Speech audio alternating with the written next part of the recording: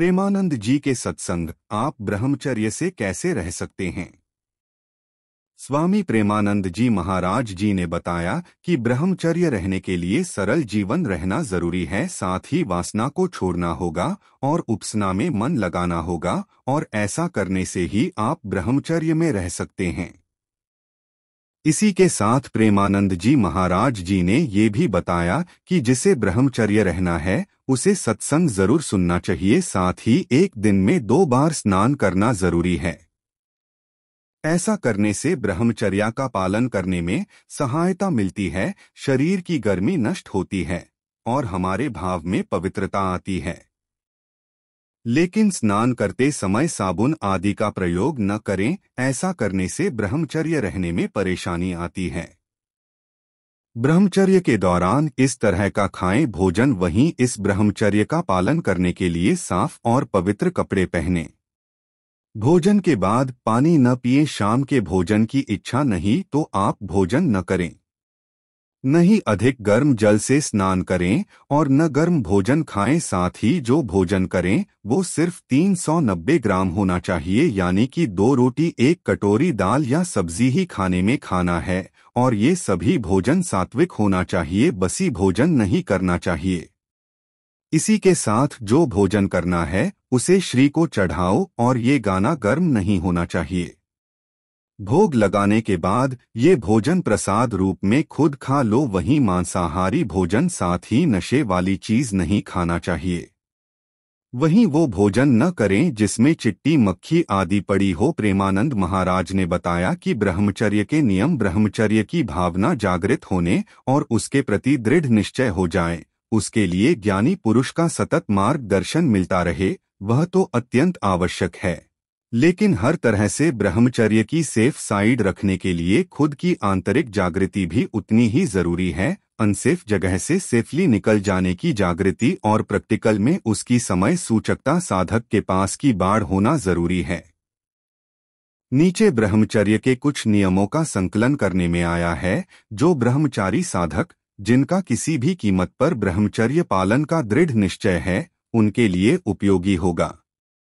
ऐसे वीडियोस, किताबें या फोटोज से दूर रहें जो विकारी इच्छाएं या आवेग उत्पन्न करते हैं। किसी भी व्यक्ति के लिए विषय विकारी कल्पना में लिप्त न हो, और अगर ऐसा हो जाए तो तुरंत प्रतिक्रमण करके उसे मिटा दें। विपरीत लिंग के लोगों की संगति टालें। दृष्टि मिलाने से बचें। किसी भी कीमत पर स्पर्श तो करना ही नहीं चाहिए। विषय विकारी बातें नहीं करनी चाहिए, और कोई करता हो तो उससे दूर रहना चाहिए। ऐसी परिस्थितियों से बचें जो विषय विकार को बढ़ावा देती हैं। मन में विषय का विचार आया कि तुरंत उसे प्रतिक्रमण करके धो देना।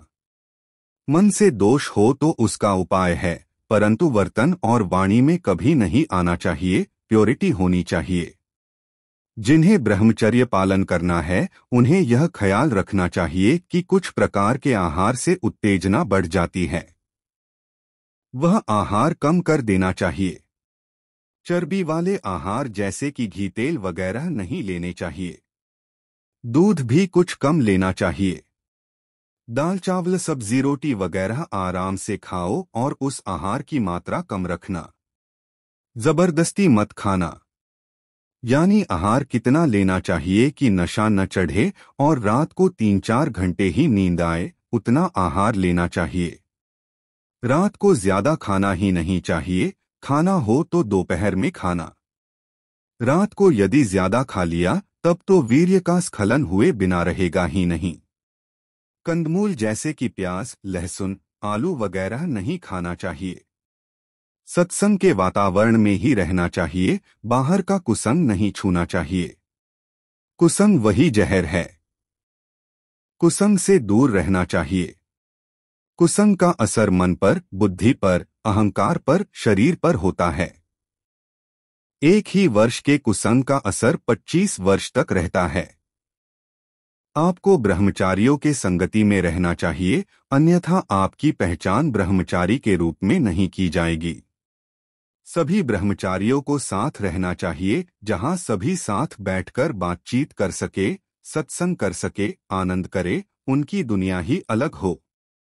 सब साथ में नहीं रहें और घर पर रहें तो परेशानी। ब्रह्मचारियों के संग के बिना ब्रह्मचर्य का पालन नहीं किया जा सकता। ब्रह्मचारियों का समूह होना चाहिए और वह भी 15-20 लोगों का होना चाहिए। सभी साथ में रहेंगे तो दिक्कत नहीं आएगी। 2-3 लोगों का काम नहीं है। 15-20 होंगे तो उनकी तो हवा ही लगती रहेगी। हवा से ही सारा वातावरण उच्च प्रकार का रहेगा, वरना ब्रह्मचर्य पालन करना आसान नहीं है। प्रत्यक्ष ज्ञानी के संपर्क में रहें। उनसे जुड़े रहकर अपने ब्रह्मचर्य पालन के ध्येय की पूर्णाहुति के लिए उनसे निरंतर मार्गदर्शन प्राप्त करें। उनके समक्ष अपनी भूलें बताकर आप अपनी भूल का रक्षण नहीं करके ब्रह्मचर्य को पोषण देते हो और आध्यात्मिक प्रगति कर सकते हो। जब वापस लौटें तो सबने श्री कृष्ण से पूछा कि हे कृष्ण, यह तेरी माया समझ नहीं आई। तू जानता है और हम भी जानते हैं कि हमारा तुमसे श्रृंगार रस का संबंध है। उसके बाद भी यमुना ने मार्ग कैसे दे दिया? श्री कृष्ण ने उत्तर दिया कि तुम लोगों की भावना और प्रेम को स्वीकार करते हुए मेरा तुम लोगों से संजोग जरूर हुआ, परंतु मेरे बिंदु की रक्षा हमेशा रही है।